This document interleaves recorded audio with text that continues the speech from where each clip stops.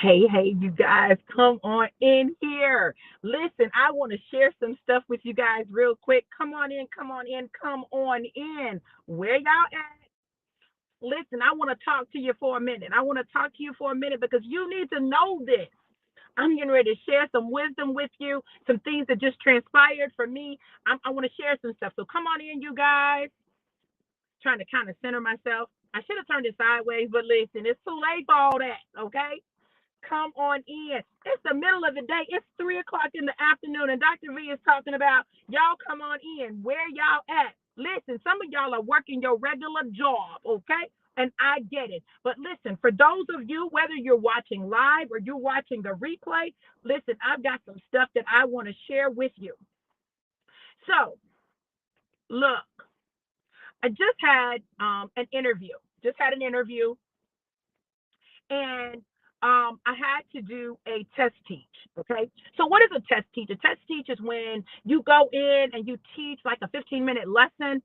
You have to engage your audience. You have to interact with them. Listen, I did my 15-minute test teach. So I had to do a 15-minute test teach. I had to decide how I was going to show up. It's cold. Like, what is going on with the weather? It's cold, okay? Like, literally, I woke up, it was 57, and they said the high was 60 today. Baby, listen, I had to change my whole wardrobe, what I thought I was going to wear, what I had planned on wearing, and I had to figure out how was I going to show up, okay?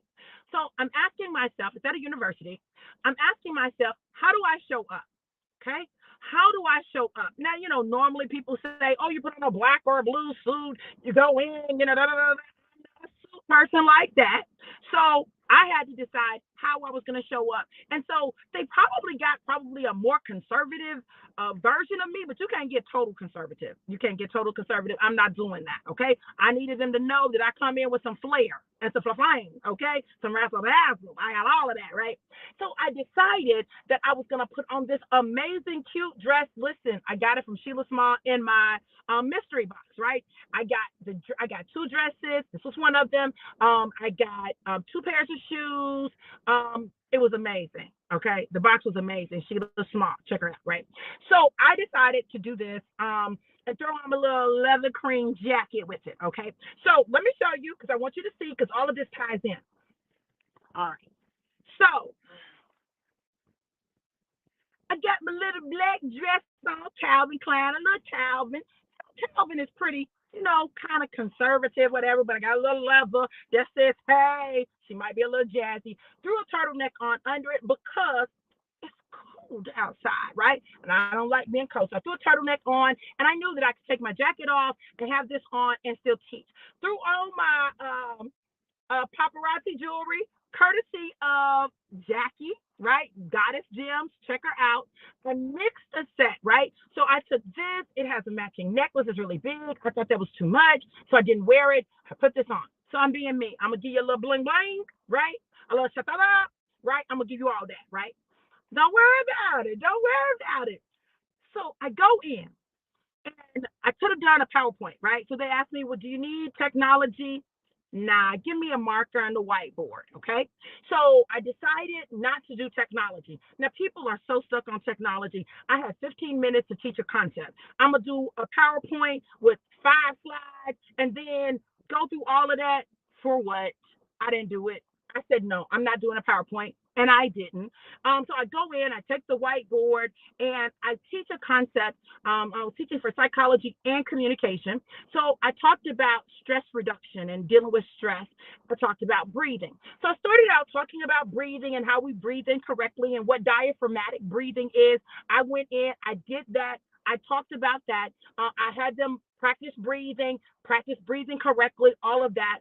And then I talked about public speaking and how you can apply that concept when you're speaking. I said, okay, so what we're going to do is we're going to do an impromptu speech. We're going to do a 1-minute impromptu speech about what your pet peeve is, right? So I let them know before you come up here, I want you to practice breathing. I want you to take 2 to 3 deep breaths before you stand up in front of the class, okay? So I called people by their names. I had them come up. I had them tell what their pet peeve was. Now listen. They did their speeches. I clapped for them. They had everybody else clap for them. I engaged them like they were a regular class. Now, this is where I want y'all to really get this, right? So At the end, I review what we talked about, how it connected. I'd written on the board. I taught them outlining. I taught them introduction, body, conclusion, all in 15 minutes. Okay. So they had me go out, and so they talked about it and stuff. And I knew people were going to probably say something about the technology. They were going to say something about me being loud. I'm loud, unapologetically. I'm loud. Yep. So I go back in, and they ask me questions. This is the second part. This is the interview part. So they're asking me questions. They said, well, how do you feel about your presentation? I said, I feel great. Well, what would you have done differently? I said, nothing. I said, nothing, because what I've learned is you do what you do in the moment. There's a reason that you do it in that moment, and it's all working together. I said, so I never talk about going back and doing something differently. He said, well, if you were to do the presentation again, what would you change? I said, nothing. I said, because I think it's important that, you understand that. So they talked about me being, people were talking, and they talked about your volume. They said your volume was kind of high the whole time. Is it normally like that, or do you modulate? I said, well, I modulate. But this is what I knew. I have 15 minutes to give you the Dr. V experience. The Dr. V experience is here, right? And so I talked about being comfortable being you. They asked me some other questions. I just told them about me, right? See, no one can beat you at being you. When you're authentically you and you show up as you don't have to be apologetic about that. I didn't apologize for being loud. I'm loud, period. When I need to be softer, I'm softer. But I got 15 minutes to give you an experience, and it's not going to be soft. I'm going to hit you with the 1-2 punch and then an uppercut, right? I've learned that when I show up as me and I answer the questions as me and I share me, like who I am, people are always going to be fascinated. They're always going to be drawn in. And I'm going to produce more questions to the questions that they've asked. So they ask me the question, I give them the answer, and I normally give them a little story to go with it. I provide some evidence. I document it. See, you all, we've gotten so used to this cookie cutter interview thing that, we give these rote answers that everybody gives. I promise I've never been on an interview where the people didn't remember me. Oh, they remembered me. They didn't remember nobody else. They remembered me. Why? I showed up authentically, right? I gave them authenticity. I gave them the real Dr. V. I didn't change who I was. Of course, I talked in my little professor voice. Okay, I gave them a professor voice, but I did give them a little sister. Okay, I might have rolled my neck a little bit. I time I do in the interview. Listen, but that's me. Y'all stop not being you. At the core of my being, I am who I am. And it's that sets me apart from other people. Anybody can go in and teach, but baby, can't nobody teach like Dr. V. There's one of me, and I'm excited about it. So when I showed up, I showed up. I gave them me unapologetically. Yes, girl, we got to. We got to listen. Life is too short. It's too short. You go in pretending to be somebody else, and then you show up. Wait. So let me tell y'all. I'm gonna show y'all now. So y'all, I'm looking all kind of conservative up here. Maybe I hit them with the bam bam. You know my shoe game. And I started to bring. I wear some little conservative shoes. I said I'm not doing that because that's not me. I can wear it, but it's not me, right? And I want them to know me. So when they hire me and they're gonna offer me the job, they're gonna have to bring the money up though. I made sure I let them know that they're gonna have to bring the money up. If you want me, oh, you're gonna have to bring that money up. I'm not doing it for that. But if you want me and you navigate that money and we work some other things out, we can do that. But I gave them a number. And it was like $1,000 more than what they were talking about. Why? Because you gotta know your value. Stop devaluing yourself. Stop settling for less than you deserve. I'm not going down in how much money I make. Not and I know the value that I bring. Wait, who? Nah, I'm not doing that. Y'all figure it out. Because I promise I'm worth it. I promise I'm worth it. What I'm going to bring to the table, what I'm going to bring to your students, the stability that I'm going to give you, it's absolutely worth it. See, when you understand that, and you understand who you are, and you understand that you are pressure, just you showing up is pressure, then you'll show up differently. So I was asked some other things, right? I was asked some other things, and I told them, listen, this is who I am, and I don't apologize about it. I'm a woman. I'm a whole lady, right? And I don't view it as an obstacle. It is a tool that I have in my arsenal. So they were asking me, what do you do if you talk about a sensitive topic and it gets a little heated?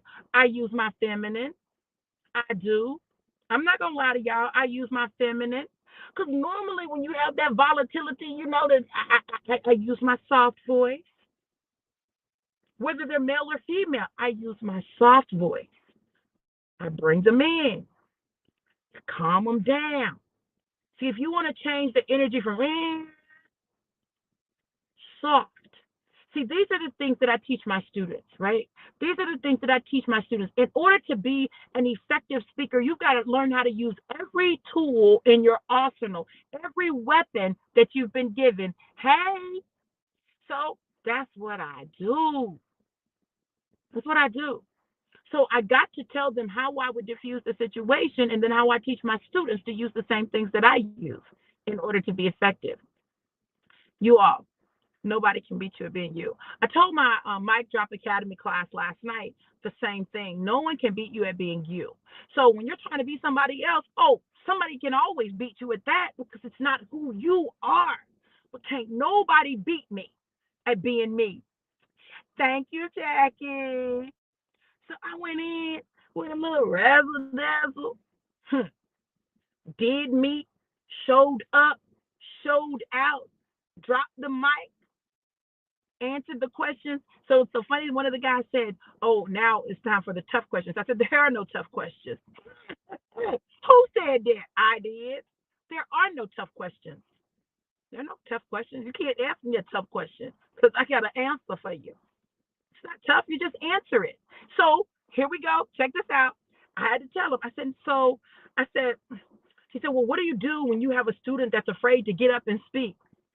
I said, well, first of all, let me say this. I don't want you to think I'm bragging. Okay, I'm not bragging. I'm just telling the truth. Okay, I talk about what I do in my classes and how it is that I get those students who are normally introverted, who don't want to speak, who I've had students who got physically ill at the thought of speaking, right? How do I get them at the end of the term to be the student to go first, right? What is it that I do? I start day one. When people first walk in the room, when they meet me, when I meet them, I begin to make them feel comfortable. I let them know it's a safe place. We can talk about anything as long as we do it with respect. We can address anything as long as we do it with mutual respect. What you're not going to do is disrespect me, but we can talk about anything with respect. See, we've got to learn how to agree to disagree. We don't know how to do that. Sometimes you got to agree to disagree. Listen, I'm not. That's my son-in-law, honey, trying to let me see my grandbaby. I'm about to call him back. But you got to learn how to do that, you guys. I know this. This is what I know. Somebody texted me and they said, hope you crushed your interview. And I said, I did. Thank you, Annette. I said, I did with the fire emoji because I know I was fired. I know I was pressured. I know they ain't experienced nobody like me in the classroom. They ain't used to this, all of this, and I'm fine on top of it. Baby, you got to know who you are. Be the pressure that God created you to be. That's how diamonds are produced. Pressure. Be the pressure. I am pressure. My presence is pressure. So if you ain't ready to be a diamond, you might as well stay cold and get away from me. Because anyone around me, you gonna be a diamond. Why? That pressure produces it. We run from pressure when we need to run to it so that we can become the shiny diamond with great value that God has already created us to be. So, interview done. I'm over here in Newport News, Virginia. I think I'm going to find me a little spot, grab a little something to eat. I might even have a celebratory drink because they're going to be calling me with a job offer. And I'm going to get paid more than the average adjunct professor. Why? because I'm not afraid to be me. I know how to be me authentically and unapologetically. So, if I'm too much for you, it's okay. I'm not for you.